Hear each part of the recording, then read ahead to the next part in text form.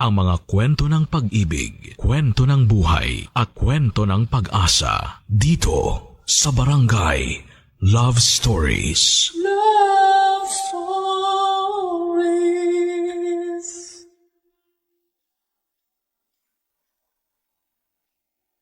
Maraming pagsubok sa buhay ng tao. Madalas ay mahirap kayanin ng mag-isa. Kaya kailangan ng tulong at suporta ng mga malalapit sa atin. May mga pagkakataon naman na mas natutulungan tayo ng mga taong hindi natin kilala kesa sa mga matatagal na. Ang kwento ngayong araw ay mula kay Angel. Matagal na walang karelasyon dahil sa hindi magandang paghiwalay sa huli niyang naging girlfriend. Dahil sa isang blind date ay makakatagpo ang babaeng gigising sa natutulog niyang puso. Isang babaeng sa una ay kinaibigan dahil sa awa. Hanggang sa hindi niya namamalayan, ang awa pala ay isa ng pag-ibig. Ito ay kwentong magsisimula sa pagbabalad kayo hanggang sa magkatotoo. Pakinggan ang isang kwento ng awa, pagtatagpo at pagmamahal. Ang istorya ng tao na matatawag nating anghel sa lupa. Sa mga kwento ng pag-ibig, buhay at pag-asa, dito lamang sa nangungunang Barangay Love Stories. Dear Papa Dudut, ako po si Angelito, 24 na taong gulang.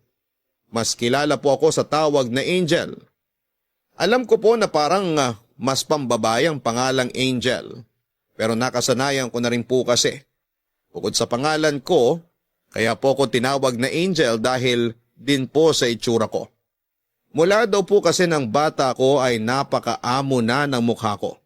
Mukha daw akong anghel. Kaya sakto nga daw sa akin ang pangalan ko at mabuti na nga lang po. Hindi ako tinawag na kerubin. Isipin nyo sa edad ko ngayon ang tawag sa akin ay kerubin. Ang feature daw kasi ng mukha ko noon ay masyadong soft. Mukha daw akong babae. Ngayong nasa edad na nga ako ay mukha pa din naman daw akong anghel. Medyo nagmasculine na ng konti ang features ng mukha ko dahil sa mga balbas at bigote na kapag inaahit ko ng electric shaver ay nagtitira ko. Para may stubbles at hindi naman ako mukhang masyadong babae. Hindi nga daw ako gwapo kundi maganda. Papadudot, hindi po ako nagyayabang ha, kinagkwento ko lamang po ang totoo. Nangyari po ang kwento noong 1 taon lamang, edad 23 ako. Papadudot, may kaibigan po akong bading, siya po ay si Varla. Pero hindi po ako bading at wala din naman po akong pakialam kung bading o hindi ang kaibigan ko. Ang importante ay kaibigan ko siya.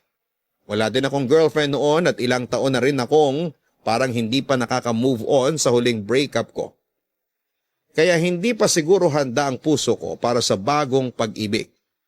Hayaan niyong simulan ko ang kwento noong 1 taon na magpasya akong makipag-date. Hindi po basta-basta date kundi blind date at napagkasunduan namin na magkita sa isang parke. Dahil may trabaho daw po siya hanggang alas 10 ng gabi ay magkita na lamang daw po kami ng alas 11. Wala naman pong problema kasi alas 2 pa naman magsasara yung parke. Kaya maliwanag pa sa paligid maliban sa ilang pwesto na walang ilaw. Kabado po ako. Kasi nga po ay blind date kaya hindi namin alam ang itsura ng isa't isa. Ang mangyayari daw po ay magte-text siya sa akin. Opo, text po at hindi sa social media. Kaya wala po talaga kaming picture para sa mga ideya namin sa itsura ng katatagpuin. Maaga po akong dumating, alas 10 pa lamang po ay andun ako. Ayoko kasing malate at mahirap na kasing magtiwala sa traffic. Maayos naman ang pakiramdam ko nang umalis ako ng bahay. Ewan ba kung bakit nung nasa parke na ako ay sumakit ang tiyan ko. Nung una ay pinakiramdaman ko at baka sandali lang. Pero pasakit ng pasakit at parang kumukulo na. Agad ako naghanap ng banyo kaso dahil nga gabi na ay karamihan sa banyo ay sarado na. May nakita ko. Malapit sa isang walang ilaw na poste kaya agad akong tumakbo. Hindi ko po alam kung bakit sinarado ang banyo na panlalaki at ang pambabae lang ang bukas. Hindi ko alam ang gagawin, yun ang huling naiisip ko. ang pasukin ng banyo ng babae. Kahit pasakit na ng pasakit ng tiyan ko ay nakiramdam muna ako kung may tao sa loob. May naramdaman ako na wala at pinasok ko ito. May 3 cubicle, ang instinct ko po ang nagsabi na sa dulong cubicle ako pumunta, kaya doon ako tumakbo. Sa makatuwid Papa Dudut ay nakaraos ako. Nang matapos ako ay parang malaking problema ang nalusutan ko. Kaya masaya ako at nawala sa isipan ko na nasa loob pa pala ako ng banyong pambabae. Habang masaya akong palabas at nang madaanan ng unang cubicle, ay bigla itong bumukas at saktong nagsasara ako ng sinturon ko. Papa Dudut, may pumasok pala sa unang cubicle na hindi ko naramdaman. Siyempre ang taong yon ay isang babae. Maski ako'y nagulat nang bigla siyang humiyaw.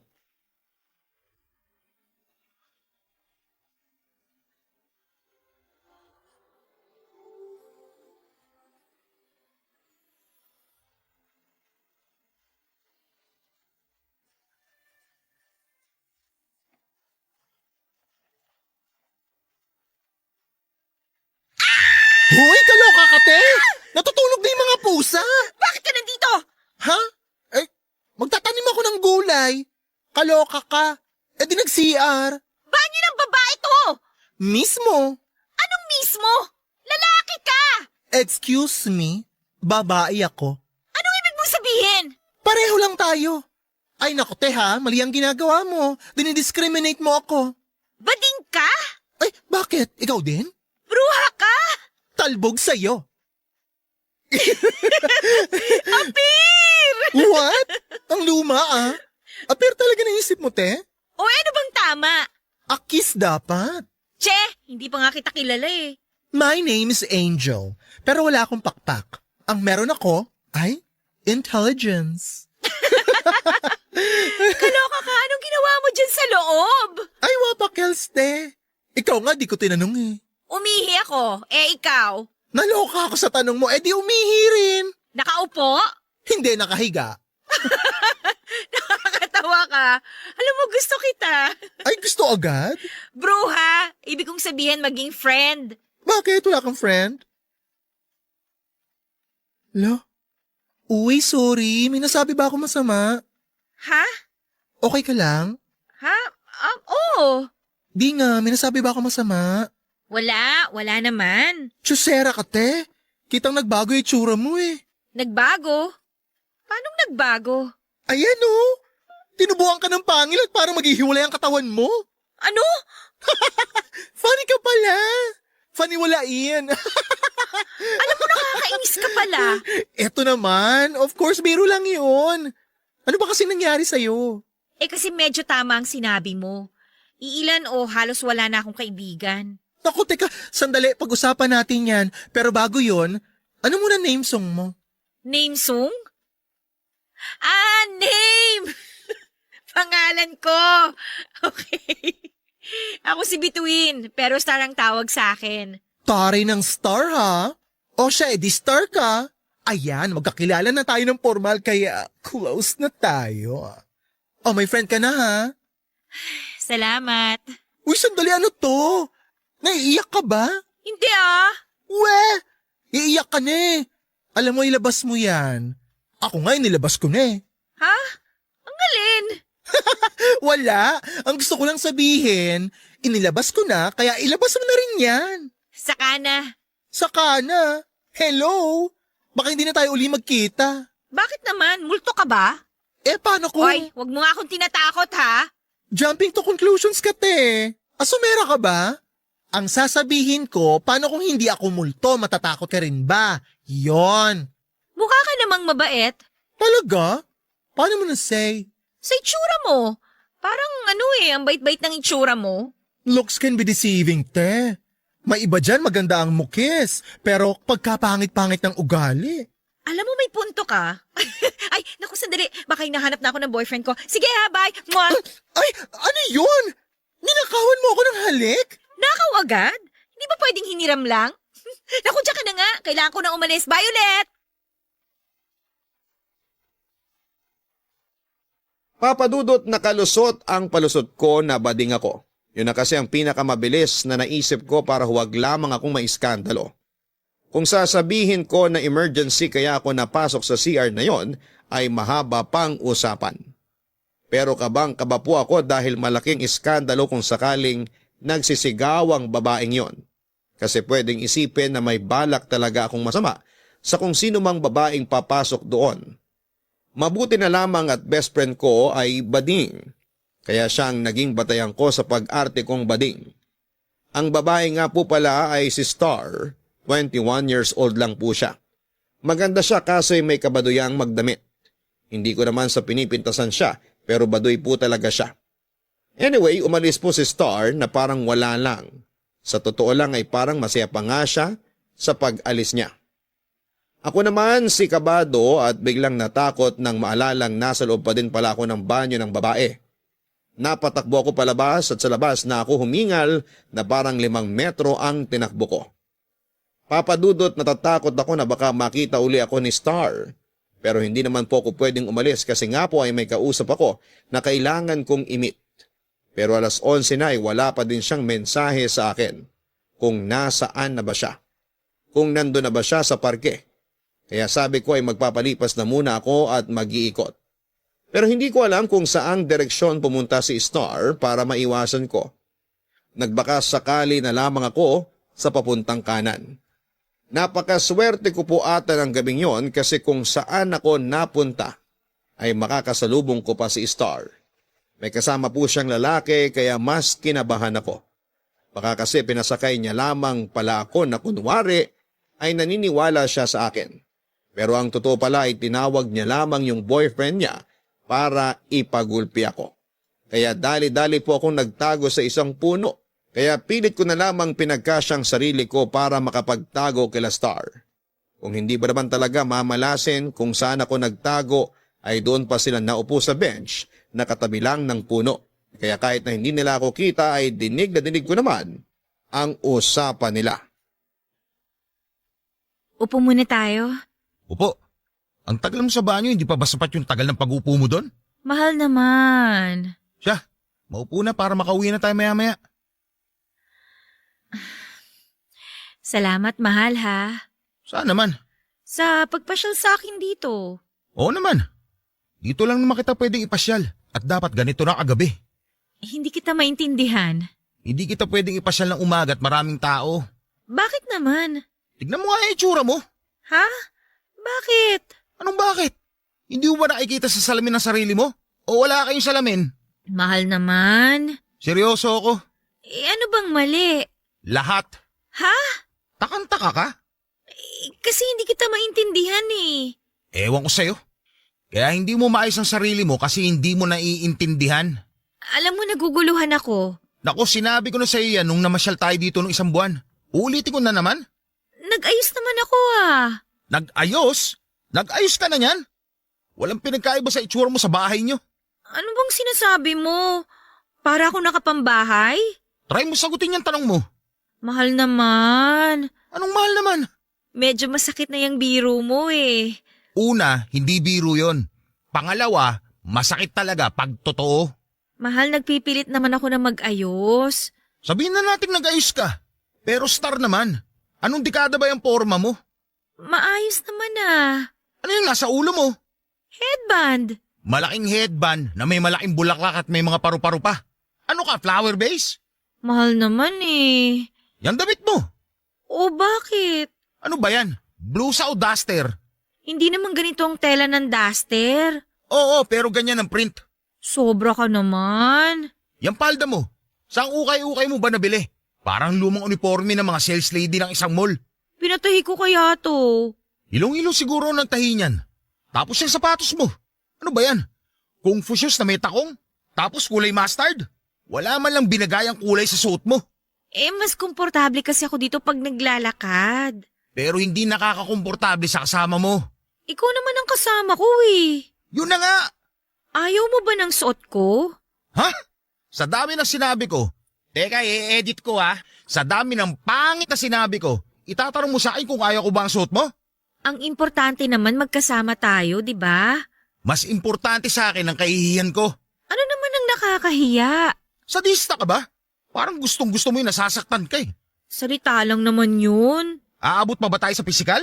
O bakit mo naman gagawin yun? Dahil sa inis. Kasi ang hirap mong umintindi. Ang hirap mong kausap. Mahal, baka naman pwedeng i-enjoy na lang natin ng gabi. Paano? Ay, sa susunod pag hindi pa din maayos ang suot mo kahit gabi pa, huwag na tayong lumabas. Pasensya ka na, mahal, ha? Sandali nga. Nauhaw ako sa kakadaldal. Bibili lang ako ng maiinom.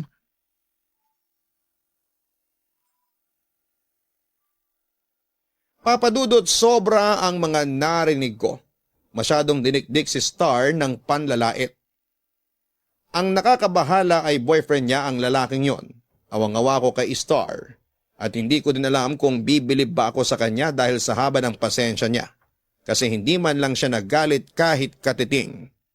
Parang nag-ibang tao si Star kasi nung makita niya ako sa loob ng banyo ay nagalit siya na parang isang tigre. Pero sa nakikita ko sa kanya habang nag-uusap sila, ng lalaking yon ay para siyang isang walang laban na kuting. Isang kuting na takot na nakayuko na lamang sa isang gilid. Omel pala ang pangalan ng hambog na lalaking yon. Base sa itsura niya ay mukhang mas matanda siya kay Star ng ilang taon. Sa edad niyang yon ay mas dapat na naiintindihan niya si Star. Unang-una ay bakit hindi niya tinutulungan kung ayaw niyang manamit si Star. Ang dali lang namang magtawag ng kakilala na makakatulong na magturo kay Star para matutong manamit.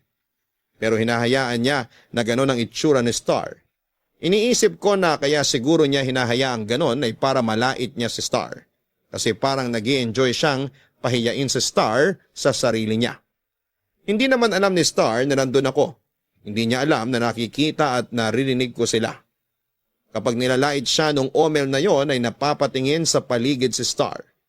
Hindi ko alam kung naghahanap ba siya ng sasagip sa kanya o dahil baka nga naman may nakakarinig sa sinasabi sa kanya at nakakahiya.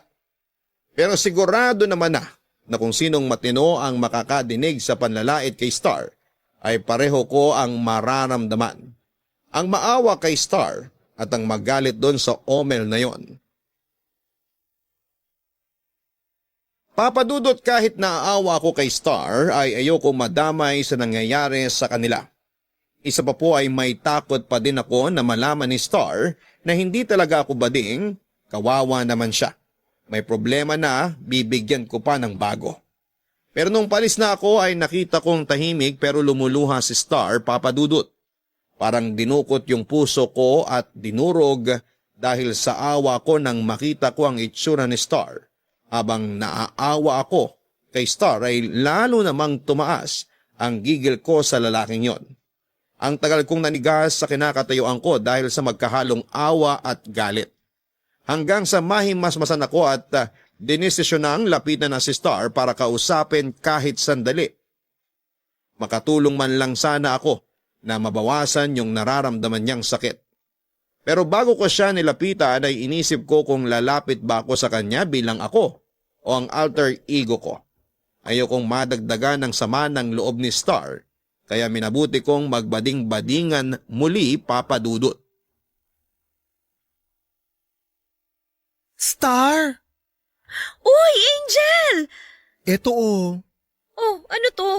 panyo. Ibig kong sabihin bakit mo inabot sa akin? Huwag ka na magmaang-maangan. Ano bang sinasabi mo? Star naman, sige na. Punasan mo na yung luha mo. Ah, ito ba? Pasensya na, napuwing lang. Sakit nga na mata ko eh. Napuwing ka?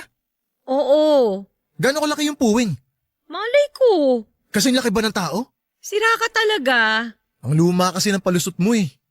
Huwag ka na magmaang-maangan. Ano bang sinasabi mo dyan? Nakita at nadinig ko lahat. Lahat? Oo, yung panlalait sa'yo ng hunghang na yun. Huy, wag kang ganyan. Boyfriend ko yun. Kita mo na? E di umamin ka rin. Wala naman ako sinasabi kung sino yung tinutukoy ko eh. Uy, nasaktan ka ba sa sinabi ko?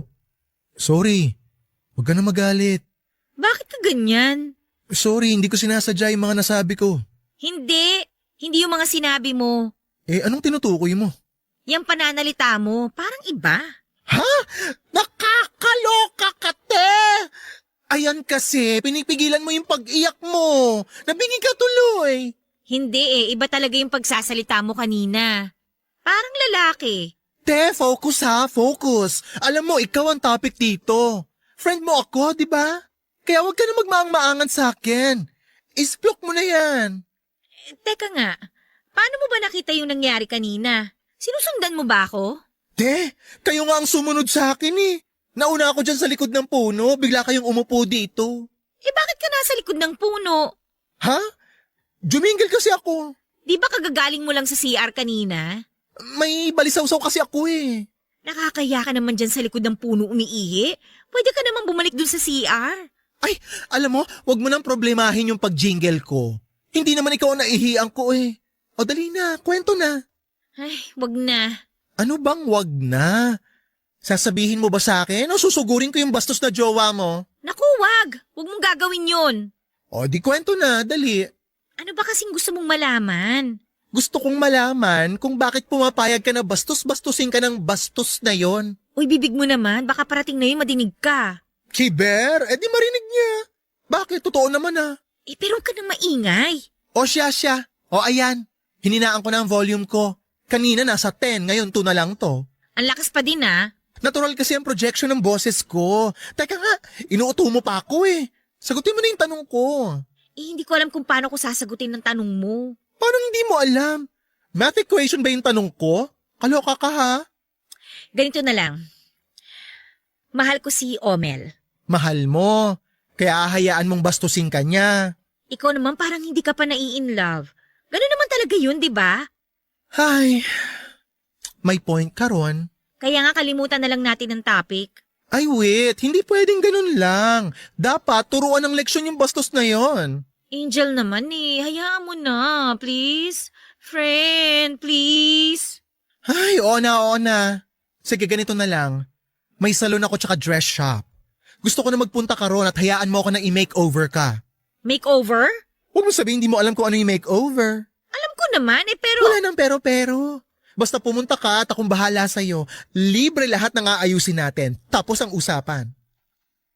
Ay, eto na siya. Boylet? Huwag mo na itanong kung sino to. Basta ha, pumunta ka sa salon. Okay? Sige na nga. Anong address mo? Ha? Address? Nakalimutan ko. Nakalimutan? Sa'yo ba talaga yung salon o pinapasakay mo lang ako? Oo naman, akin yung salon. At hindi kita pinasasakay. Pinapupunta kita. Marami lang ako iniisip ngayon. O, ito ang sipi ko, oh. Oh, bakit binibigay mong sipi mo? Bruha ka? Hindi ko binibigay yan. Ilagay mo number mo. Ah, okay.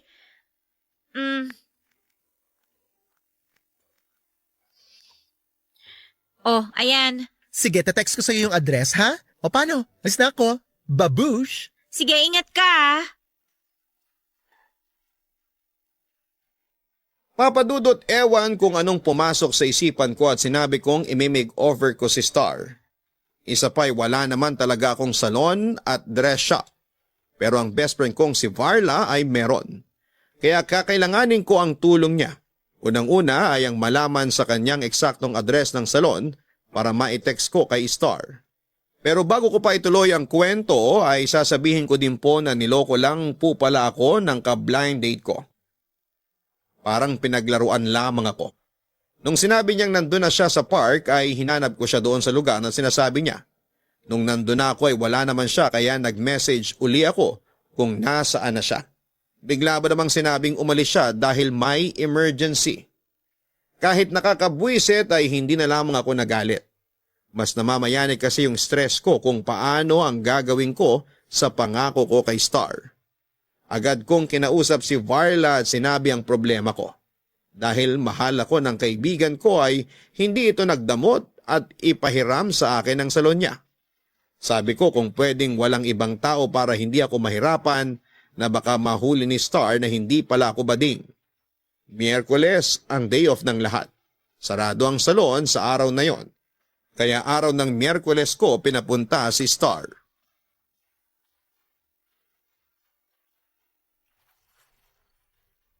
Hey, tuloy ka, te. Wow! Ang ganda naman itong salon mo. Well, Iba ka. Well, well. Ikaw na! Well, well, well. Teka, bakit parang walang tao? Ha? Oo nga, no? Anong oo nga, no? Wala ngang tao. Kaya nga. Oo. Alam mo ang gulo mo. Sinasabi mo lang naman na walang tao, di ba? Kaya kino-confirm ko. So, ikaw mag-aayos sa akin? Ay, wait. Eh, sino? Wala sila eh. O paano ko aayusan? Ang gagawin natin today, i-assess muna kita. Tapos, pipicturan. Tsaka ka namin pag-aaralan. Ano ba yun? Pag-aaralan talaga? Para naman akong science project? Hindi. Ganun talaga yung Day. Basta sabi ko naman sa'yo akong bahala, di ba? Okay, sige. You trust me naman, di ba? Oo. So kung ganon, quiet ka na lang dyan and let me do the thinking. Sige na nga. Actually, may mga katalog dito. Pwede na tayong mamili ng mga bagay na buhok sa'yo. Sige, pili tayo. Ay, on second thought, ako na lang pala ang pipili. Bakit? Wala akong tiwala sa taste mo eh. Ayan, nilalait mo na ako, ha? Heto naman, hindi kita nilalait eh. Okay, sige. Nagtitiwala na ako sa'yo. Ganyan, pak! Trust the process. Angel, Oh, salamat, ha? wala pang nangyayaring pagbabago. Huwag ka muna magpasalamat. Ito palang effort mo, dapat ko na pasalamatan, eh. Teka, wala ka talagang friend, no? Yung mga kaibigan ko talaga nasa ibang bansa. Yung iba naman nasa probinsya. May kanya-kanya na ding buhay. Kaya sa ngayon wala talaga akong kaibigan. Yung mga nakikilala ko, mga judgmental. Di ko tuloy nakaka-close. Kaya nga hindi ko sila matatawag na friends. Pero ngayon, meron na. Sino? Ano ka ba? Eh di ikaw. Etos lang, alam ko naman. Salamat ulit, ha? Paulit-ulit? Grateful lang ako. Hindi ba pwede? Kung grateful ka, libre mo ako ng merienda. Ay, sure. Sige. Charot lang, naka-order na ako. Ay, sige ako na magbabayad. Bayad na. Eto naman, joke lang yun. Hindi talaga ako nagpapalibre. Uy, nakakahiya naman. Ako na ngayon ang aabala. Ikaw pa din magpapamerienda? Ganun naman ang friend, di ba? Ha? Di ba?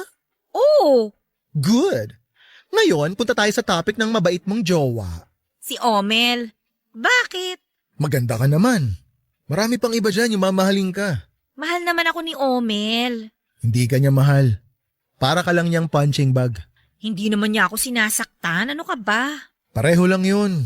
Mas masakit pa nga ang mga salita eh. Tsaka paano ka nakakasiguro na hindi siya nananakit ng pisikal? Basta alam ko. Mag-isip-isip ka. Tandaan mo, maganda ka. Sandali. Bakit pag ganitong usapan parang nagiging straight guy ka? Bongga! Anong bongga? Ang magiging buhok mo, bongga. Ito napili ko, o tinan mo. Bongga, diba? Bagay ba sa akin yan? Wala ka ba tiwala sa akin? Syempre meron. Sorry na. O sige, ikaw nang bahala. Papadudot kung ano-ano na ang naiisip ko para lamang gisingin sa katotohanan si Star na hindi siya mahal ni Omel. Hindi gagawin ng isang lalaki sa karelasyon niya ang laitin ito.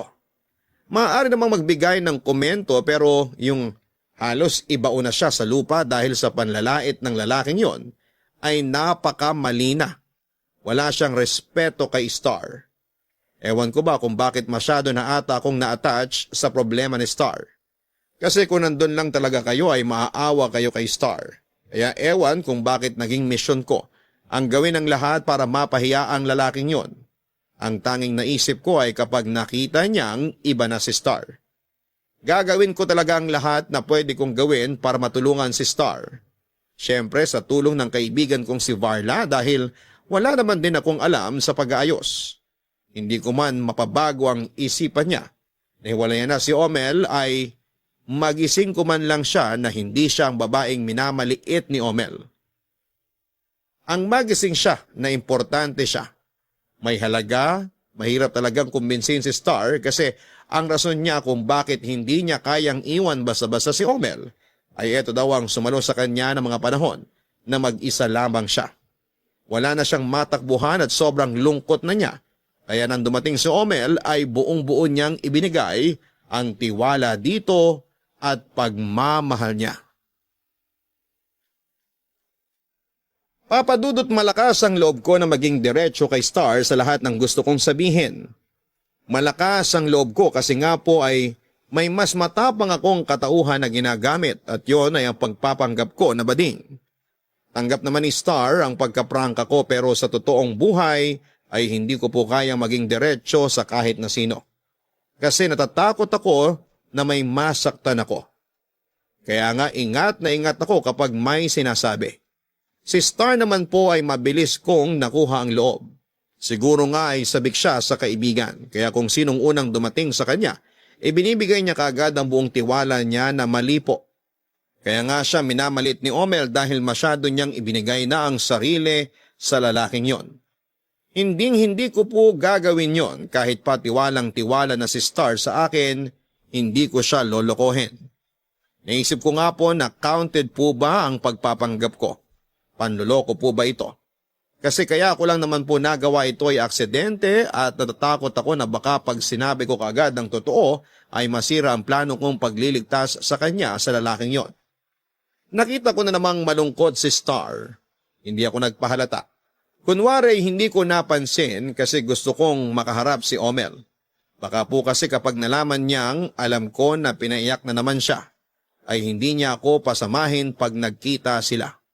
Ayun nga po, napapayag ko si Star na sumama ako sa susunod na pagkikita nila ni Omel para din daw maipakilala niya ako, ang bago niyang kaibigan.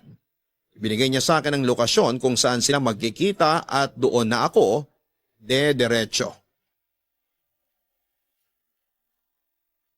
Salamat, mahal. Saan naman? Sa ngayon? Ang arte mo naman. Mahal naman eh. Totoo. Hindi ako nagbibiro. Ang arte mo. Kumusta pala ang trabaho mo? Oh, kailan ka pa nag-iinteresado sa trabaho ko?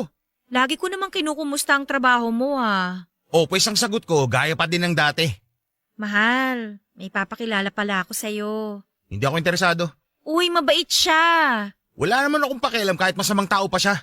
Masaya siya kasama. Tingnan mo mamaya mapapatawa ka niya. Teka nga, anong ibig mo sabihin? Pupunta siya dito? Dadaan lang siya. Bakit kailangan pumunta pa siya dito? Wala naman, gusto ka lang niyang makilala. Hindi nga ako interesado. Okay naman si Angel. Angel? Oo, kaibigan ko. May kaibigan ka? Himala. Star! Ay, ayun na siya. Teka, sinong siya? Si Angel. Yan si Angel? Lalaki? Hindi. Huwag mo akong niloloko ha, baka... Hello, te. Hello, ya. Siya si Angel. Sabi ko sa'yo eh, hindi siya lalaki. Huwag mo akong ginagago ha! Star, alam mo ba, nagpahula ako. Papunta daw dito, may makikita akong Chonggo. Natawa nga ako eh. Pero habang papunta dito, wala naman ako nakitang Chonggo. Kaya pala, wala pala sa dinaanan ko. Anong ibig mo sabihin? Baka mamaya ako pa makita. Saan ka ba galing? Sa liwanag, habang papunta dito dumidilim. Hoy, ano ba gusto mo sabihin? Maliwanag pa kasi kanina, ginabi na ako papunta rito. Kaya dumilim na nang hindi ko namamalayan. Chusera ka. Usapan naman natin talaga ganitong oras. Bakit nga ba gabi kayo nandito? Akala ko ba may ka-date ka? Meron nga, si Omel. Nagde-date kayo? Bakit dito sa park ng ganitong oras? Wala, nakasanayan lang namin. Ano bang pakialam mo kung anong oras at kung saan namin gusto mag-date? Init ulo ya? May pinagdadaanan? Ikaw! Kumusta ang biyahe, Angel? Sandali! Mahal. Anong mahal? Pwede ba isara mo yung bunganga mo? Yan, taas ng boses. Baka palabasin tayo dito sa park. Wala akong pakialam at wala kang pakialam sa akin. Okay. High blood? Angel, bili ka ng maiinom. Huwag ka nga sumabat. Kinakausap ko yung baklang yan. Makabakla ka naman. Ikaw ba sinabihan kita ng... Nang ano? ng macho? Ilayo mo sa akin yung baklang yan ha? Angel, halika muna doon. Papadudot parang bulkan na sasabog si Omel dahil sa galit sa akin. Sa loob ko naman ay tawa ako ng tawa kasi nabwisit ko siya. Tagumpay ako sa part na yon, nilayo ako ni Star kay Omel at pinakiusapan na umalis na lamang. Hindi naman galit sa akin si Star kasi tinanong pa niya ako kung kailan kami magkikita para sa makeover niya. Dahil doon ay lalo ako nagmadali na gawin na sa lalong madaling panahon ang pag-aayos kay Star. Masaya ako dahil sa nabwisit ko si Omel pero bigla akong nag-alala na baka si Star naman ang pag-initan niya. Ramdam siguro ni Star ang iniisip ko kaya siya na ang nagsabi na huwag mag-alala sa kanya. Sanay na raw siya at kaya niyang pakalmahin si Omel. Napamadali akong paalisin ni Star nang sumigaw si Omel. Tinatawag si Star dahil doon ay nagkunwari akong aalis na. Pero lihim akong bumalik at gaya ng dati ay nagtago ako para bantayan si Star at baka kung ano ang gawin sa kanya ni Omel. Wala talaga akong tiwala doon. Parang kulang na lamang kasi sa kanya ay sungay. Mula sa kinakalagyan ko bagamat medyo malayo sa kanila ay dinig ko pa rin ang usapan nila. Dahil medyo malakas din naman ang boses ni Omel.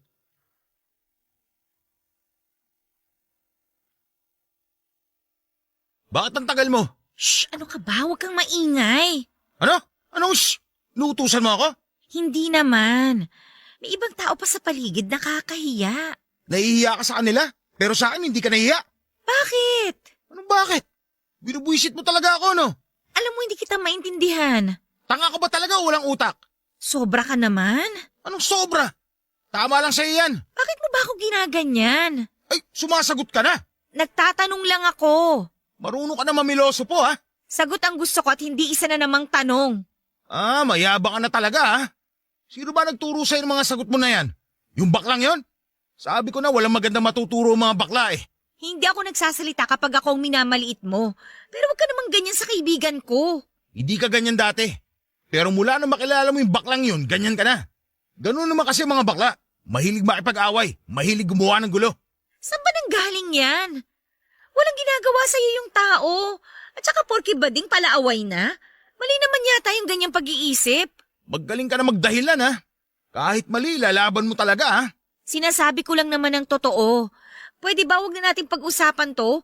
Wag na nating sirain tong gabi na to. Anong huwag sirain? Nung dumating yung baklang yun, wasak na ang gabing ito. Tama na. Wag na nating pag-usapan yan. Ngayon, dinidiktahan mo na ako anong dapat at hindi dapat pag-usapan? Omel naman. Uminahon ka nga. Umalis na si Angel, oh. Angel, demonyo yung baklang yon. Tama na please, Omel. Eh kung ikaw patahimikin ko dyan, Omel, ayoko nang makitang kasama mo yung baklang yun, ha? kaibigan ko siya. Naniniwala ka talaga na kaibigan mo siya? Kailan ka pa ba nagkaroon ng kaibigan? Hindi ba ako pwede magkaroon ng kaibigan? Hindi. Kung magkakaroon ka man ng kaibigan, ako ang pipili. Ano ba naman yan? Sige na. Ano? Oo. Ano nga? Kung anong gusto mo, sige na. Mabuting alam mo ang tama. Natapon? Uy, ano ba? Natapunan mo ako ng tubig. Tanga-tanga ka. Sorry. Angel! Hayop ka talagang bakla ka. Bakit nandito ka pa?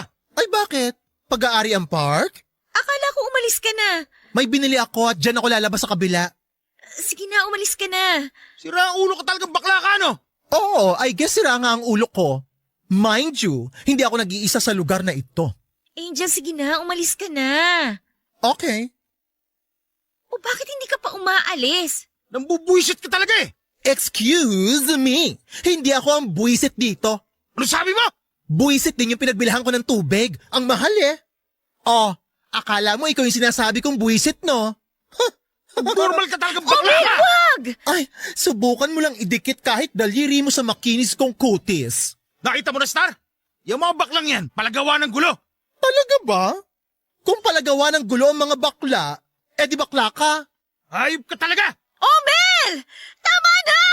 Angel, umalis ka na! Sige na! Mabuti pa nga. Ang pangit na nakikita ko rito eh. Babu!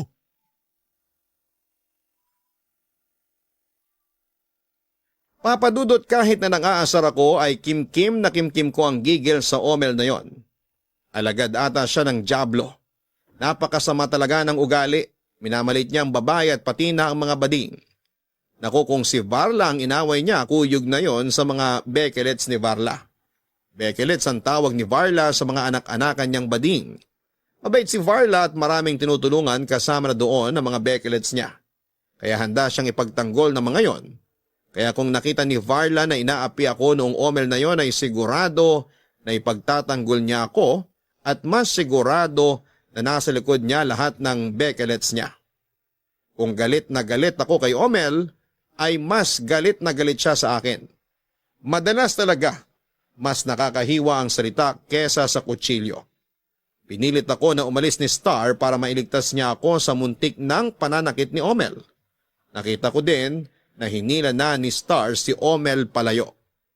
Nailigtas man niya ako pero ganun pa din ang pakiramdam ko. Sobrang nag-alala ako para kay Star. Kasi baka kung hindi ako nasaktan ni Omel, ay baka kay Star niya ibaling ang pananakit. Ilang sandali pa ay nagmensahe ako kay Star. Nasa taxi na raw siya. Umalis na daw si Omel sakay ng kotse niya at iniwan siya. Kaya agad akong tumawag. Sa awa ng Diyos, bukod sa iniwan lang siya ay wala namang nangyari kay Star. Hindi naman po siya sinaktan at malapit na din siya sa bahay niya. Pero ganun pa man ay hindi pa din talaga nagalit si Star sa akin. Desidido pa din siya sa pangako kong makeover. Sinisiguro ko naman po sa kanya na mangyayari yon. Masaya ako na porsigido sa magiging bagong ayos niya si Star. Pero ang nakakalungkot ay gagawin niya yon, hindi para sa sarili niya, kundi para kay Omel. Papa Dudut, hindi ko ata mababago ang isip ni Star tungkol kay Omel kasi parang binigay niya ang buong puso at buhay niya kay Omel. Pero hindi po ako nawawala ng pag-asa, may paraan pa para mabago ang isip ni Star. Gusto kong pag lumabas na ang tunay na ganda niya ay magbalik siya sa sarili niya at ibalik niya ang self-worth niya.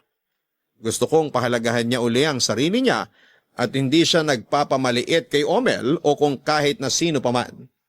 Kaya kinausap ko si Varla na isang Miyerkules ay papasukin niya ang pinakamagaling na hairdresser niya, makeup artist at manikurista. Sinabi ko na babayaran ko ang pagpasok nila bilang double pay. Sa pananamit naman ay kay Varla ko inassign yon. Pero libre na siya, wala nang bayad kasi magkaibigan naman kami. Sinabi niya na hindi siya makakapunta ng Miyerkules, iningi niya na lamang ang litrato ni Star at pag-aaralan niya daw kung anong bagay na damit dito. Dumating ang araw ng Miyerkules, kompleto ang tao ni Varla, may briefing pa na nangyari kasi dapat ang acting nila ay ako ang boss nila at isa akong Becky. Mga frustrated artista ang mga bading. Kaya ayon, ang gagaling umarte nung dumating si Star ay ibinili na ni Varla ang damit. At sinimula na ng mga Beckelets ang full makeover kay Star. Kung excited si Star ay mas excited ako kesa sa kanya. Paminsan-minsan ay sumasabit ako at nawawala sa isipan ko yung bading acting ko. Ang mga Beckelets ay magagaling talaga. Uma-acting para mahimasmasan ako at maalalang Becky din ako. Hanggang sa natapos ang pag-aayos. Noong makita kong okay ay nagpaalam na ang tatlo at may rampa pa daw sila. Tuwang-tuwa sa kaliwaang TF na ibinigay ko. Habang nagpapasweldo ako ay nagbihis na rin si Star. Ilang beses pa ay lumabas si Star sa kwarto at gulat na gulat ako dahil sobrang hindi lang nagibang itsura niya. Ay lumabas pa talaga ang totoo niyang ganda. Lalo pa siyang gumanda dahil kitang-kita sa mukha niya ang saya. Ang tagal bago kami nakapagsalitang pareho. Kaya sabi ko ay mag-celebrate kami kaya niyaya ko siyang kumain sa isang restaurant.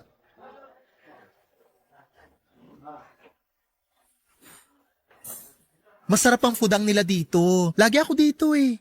Uy, salamat ha. Ano ba? Hindi pa nga tayo kumakain, nagpapasalamat ka na. Hindi doon. Eh saan? Ikaw naman nagmamaang-maangan pa. Alam mo naman ang sinasabi ko. Deserve mo yan. Salamat. Magaganda yung mga suggestion na damit ni Varla, no? Sino si Varla? Ha? Siya yung stylist ko sa dress shop. Wala siya kanina. Oo, wala. May lakad kasi siya eh. Ay, teka. Kanina pa ako nagtatanong kung magkano yung service at saka yung 5 pares ng damit. Sabi ko nga hindi ako maniningil, diba? Pero parang nagbayad ka na. Kasi yung ngiti mo pa lang, sobra pa sa bayad yan. Wow, ang sweet naman. Parang boyfriend ang atake mo ah. Ha? Deserve mo naman kasi talaga, Day. Kung hindi ka lang bading, ang daming magkakakasyayo na babae. Well, pwede naman sila magkakasyayo kahit na bading ka. Ang ibig kong sabihin, kung hindi ka bading, baka ang dami mong girlfriend. Hoy, stick to one ako. Ha? Boyfriend. Stick to one boyfriend. Sana all. Ay bakit? May iba din si Omel? Naku, wala. Para sa iba yung sinasabi kong sana all. Stick to one din si Omel, no? Ikaw kasi. Maganda ka naman. Bakit siya pa? Tapos hinahayaan mo pa siyang maliiting ka. O bakit napunta na naman sa akin? Seryoso. Star, gumising ka na. Hindi ka niya mahal. Kung mahal ka niya, hindi niya gagawin yung mga ginagawa niya sa'yo. Ganun lang talaga si Omel. Bakit ba ayaw mong magising sa katotohanan? Mahal ko si Omel. Sana lang mutual talaga. Kung makikita ko lang na mahal ka niya, tatahimik ako. Mahal ako nun. Iba yun pag kaming dalawa lang. Naku Day, hindi ganun ang nakita at narinig ko nung magkasama kayo nun sa park. Eh kasi galit siya nun, no? Kahit galit pa siya, hindi ka dapat niya binabastos. Hayaan mo na. Ay, sige na hayaan ko na. Pero ikaw, huwag mo naman hayaan na ganun. Bigyan lang natin siya ng konti pang oras. Ay, salamat pala sa pagyaya mo sa akin dito, ha? Iniiba mo ang usapan. Ito naman, nagpapasalamat lang naman ako. Pansinin mo kasing maigi. Hindi ka kayang dalhin ng boyfriend mo sa mataong lugar kasi nga ikinahihiya ka niya. Sorry, pero kailangan kong sabihin ng diretsyo. Uy, biglang hindi ka na naman kumibo dyan. Ganyan ka tuwing may nasasabi ako sa boyfriend mo eh. Sige na nga, kumain na lang tayo. Uy, wag mo nang sirain ang araw mo. Sorry na, ibalik mo na yung ngiti mo. Smile na. Ayaw mo ah. Kailangan ko pa ata maglabas ng camera para mapasmile kita. Okay. Heto. Smile. Ito talaga. Ayan, ganyan nga. Lagi ka dapat nakangiti. O sige na, kumain ka na. Tikman mo yung beef salpikaw nila. Masarap yan. Best sell. Hoy, anong best sell? Ano ba nangyari sa'yo? Relax ka lang, Star, ha? Sa likod mo may kalalabas lang dun sa VIP section ng resto na to. Ha? Sino? Huwag ka munang lumingon. Bakit nandito si Omel? Tsaka, sino yung kayakap niya? Teka lang, Star, huminahon ka. Hayaan mo na muna sila makalabas, ha? Ayan, nakalabas na sila. Kumusta? Okay ka lang? May kayakap na iba yung boyfriend ko. Paano ako magiging okay? Exactly! Sana naman ngayon magising ka na. Sandali, pabalik na si Omel. Pumasok ulit siya sa VIP section. Mabuti, pupuntahan ko siya. Naku, wag! Sandali lang, wag mo siya pupuntahan! Hindi, kailangan ko siya makausap ngayon. Star? Saan ka nagulat? Sa itsura ko o sa nakita kong may kasama ka? Yun ba? Wala yun, kaopisina ko lang yun. Okay. Maganda pala sa opisina nyo, no? Nagyaya ka pa na tagahali ka ng mga magkakatrabaho. Anong naghahalikan? Huli ka na, magsisinungaling ka pa? Kung ayaw mong maniwala na nakita ka namin, baka gusto mo panoorin pa natin sa mga CCTV dito. Huwag kang sumabat dyan, bakla ka. Ikaw ang wag sumabat! Halika na nga, Angel. Sandali! Star! Papadudot, umaayon ata sa akin ang pagkakataon kasi napakaswerteng sa dinamit namin ng restaurant ay doon pa talaga namin nahuli si Omel sa paborito kong restaurant. Habang papalayo kami ni Star, ngiting victory ako. Sa wakas ay nagising na sa katotohanan si Star. Sa wakas ay nakita na niya ang tunay na kulay ni Omel at yon ay ang kulay itim. Alam kong lungkot at masama ang loob ni Star pero hindi ko mapigilang magsaya sa loob ko. Dadamayan ko pa siya pero ninanamnam ko lang po muna ang ngiti ng tagumpay. Nang ma-enjoy ko na ang saya ay kinausap ko na si Star, Papadudot. Habang umiiyak siya na nakasandal sa balikat ko ay hindi ko alam kung bakit iba ang nararamdaman ko. Papadudot, dediretsuhin ko na kayo. Nakumpirma ko kung bakit ganon ang nararamdaman ko dati pa. Mahal ko pala si Star. Masyado lang pong maraming nangyayari kaya hindi ko kagad nalaman ang totoong nararamdaman ko. Dahil doon ay nawala ang saya ko. Mas naramdaman ko ang sakit na dinadala niya. Lumipas ang ilang araw ay lalo ko siyang minamahal. Pero wala pa akong lakas ng loob. Kasi hindi ko din alam kung papaano sasabihin sa kanya na hindi ako isang bading. Mas mahirap yatang sabihin na biglang mahal ko na siya. Gulong-gulo na ako pero hindi ako nawawala ng pag-asa na masasabi ko ang lahat ng tunay ko na nararamdaman para sa kanya.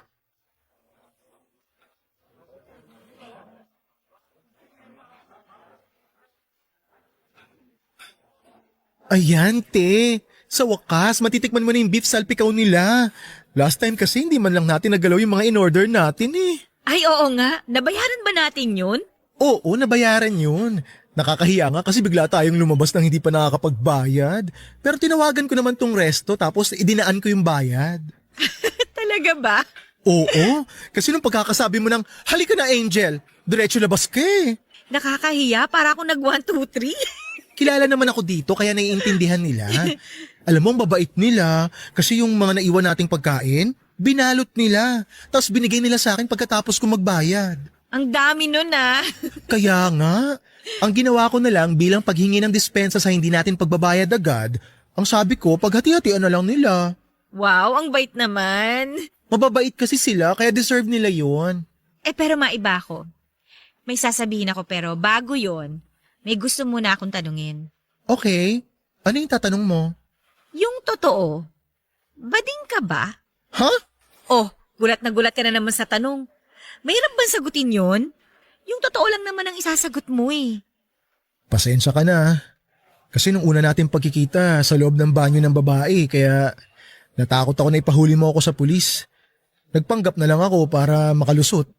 Tapos nung makita ko nga yung ginagawa sa'yo ni Omel, pinangatawanan ko na yung pagpapanggap para tulungan kita. Sorry ha. Nung una iniisip ko, niloko mo din ako. Parang inuto. Yung mga sinasabi mo na disrespect na ginagawa sa akin ni Omel, parang naramdaman ko din na ginawa mo sa akin. Hindi Star, hindi ganun yun. Huwag kang mag-alala, hindi na ako galit. Inaamin ko, nung nagdududa na ako sa pagkatao mo, nasasabi ko sa sarili ko na kapag tama ang hinala ko, magagalit talaga ako sa'yo. Pero hindi eh. Hindi ko yata kayang magalit sa'yo. Salamat. Kumain na nga lang tayo. Okay, sige. Pero pwede ba na ako naman na magtanong? Sige lang. Tutal, nalaman mo na rin na hindi ako bakla. Bago kita tanungin, gusto ko munang sabihin sa'yo na totoo ang sasabihin kong to. Nung una, gusto lang talaga kitang tulungan pero nag-iba yung pakiramdam ko, Star. Sa maikling panahon na pagsasama natin, lumalim yung nararamdaman ko para sa'yo. Kaya, eto ang itatanong ko sana. Star, pwede ba na maging tayo? Ha? Okay lang kung hindi ka pa handa. Sorry, hindi ko sinasadya na ilagay ka sa sitwasyon na to. Alam ko naman na kailangan mo pa mag-move on sa hiwalayan nyo kaya sorry. Angel, kasi... Kasi ano? Mahal! Bakit nandito kang siraulo ka? Tumahimik ka bakla! Wala kang pakialam sa amin! Pasalamat ka, hindi mainit ang ulo ko! Kung napadaan ka lang naman pala, makakaalis ka na. Sige na, umalis ka na. Bakit ako alis? May pupuntahan kami ng mahal ko! Star, bakit siya nandito? Pinapunta ko kasi siya. Bakit mo siya pinapunta? Bakit hindi? Pakialam mo ba? Sige na, nandito na ako. Iwan mo na kami. Omel, tumahimik ka muna. Epal kasi to eh. Mas epal ka. Pwede ba tumigil kayo? Huwag kayong mag-iskandalo dito, ha? Angel, yun sanang sasabihin ko kanina. Darating si Omel at may kailangan kaming puntahan. O ano ka ngayon? Pero Star, bakit? Anong bakit? Tumahimik ka nang gigigil na ako sa pagmumukha mo. Tapang ni bakla. Omel, tumahimik ka nga. Hindi siya bakla, okay? Ano? O ano? Natatakot ka na? Anong natatakot? Gusto mo dito mismo, pabagsakin na kita eh. Omel, ano ba? Respetuhin mo naman ako. Tumpekin baklang to sisihin mo. Pakailamero eh. Star, isipin mo muna yung desisyon mo. Sorry, Angel, pero kagabi ko pa inisip tong gagawin ko. Tara na nga. Lipat na tayo, nasisira araw ko dito. Star, sandali, taga lang naman. Tsaka na tayo mag-usap, Angel, ha? Alis na kami. Tara na.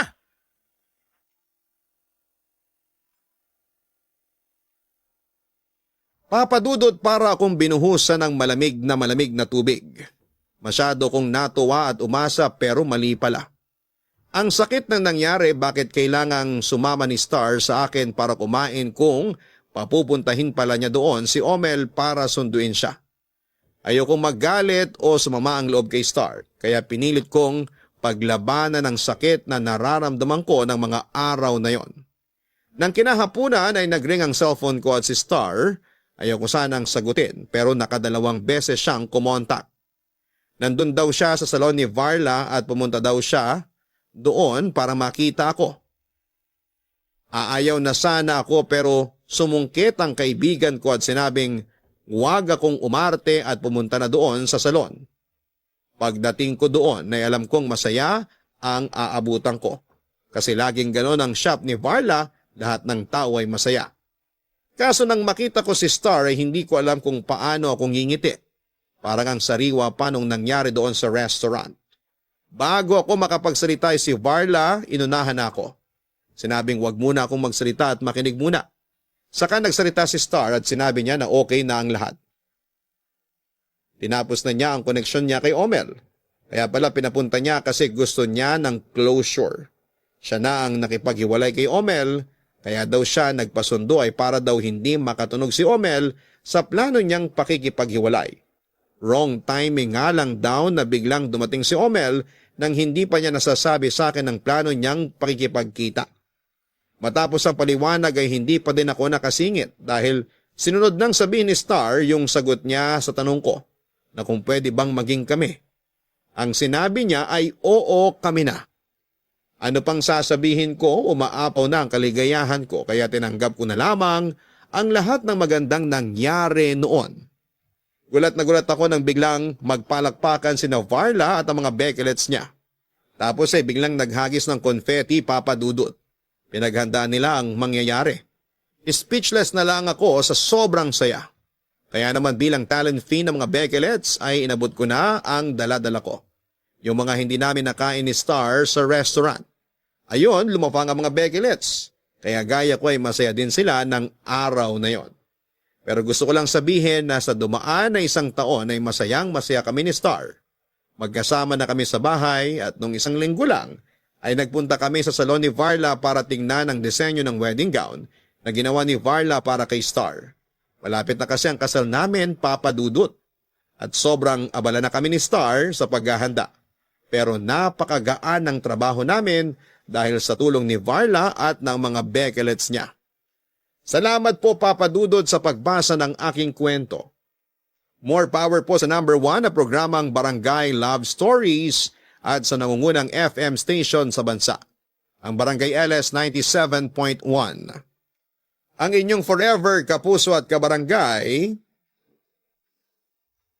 Angel. Maling-mali ang mangmaliit ng tao. Kakilala man natin ang tao o nakasalubong lang. Lagi nating ilagay ang sarili natin sa sitwasyon ng iba para lagi din nating malaman kung ano ang masakit sa hindi. Isa na nga sa mga bagay na nakakapanakit ng damdamin ay ang tapak-tapakan ng pagkatao mo. Sa kwento na napakinggan natin ang ginawang panlilipak ni Omel sa pagkatao ni Star. Dahil sa utang na loob ay tiniis na lang ni Star ang lahat para wag lang sumama ang loob ni Omel kahit ang damdamin niya naman ang natatapakan. Pero kailan ba masasabi na ang pagpapanggap ay hindi panloloko? Nagpapanggap si Angel una ay para iligtas ang sarili na mapahamak at ang sumunod ay pagpapanggap dahil sa nais niyang makatulong kay Star. Masasabi nating pareho namang tama ang dahilan ni Angel. Pero sa katotohanan ay mali pa rin po ang magpanggap ng mahabang panahon para lamang sa sariling kapakanan. Dahil ang nangyaring pagtanggap ni Star sa dahilan ni Angel ay hindi madalas na nangyayari. Ang pinakatama sa mga nangyari ang pagtulong na ginawa ni Angel kay Star. Bonus na ang pagkakaibigan nila. Nung una ay wala naman siyang ibang iniisip kundi ang makatulong lang. Kaya sa ating lahat, maliit o malaki man ang tulong ay tulong pa din po ito. At huwag nating ipagdamot ang pagtulong. Wala man tayong pakpak ay pwede pa rin tayong maging anghel sa lupa. Hanggang sa muli mga kapuso, ako po si Papa Dudut sa mga kwento ng pag-ibig, buhay at pag-asa sa Barangay Love Stories number 1. Sabay-sabay nating pakinggan ang iyong kwento ng pag-ibig, buhay at pag-asa. Ipadala lang sa barangaylovestories@yahoo.com. Nagustuhan ang iyong napakinggan? Ituloy yan via live stream sa www.gmanetwork.com/radio.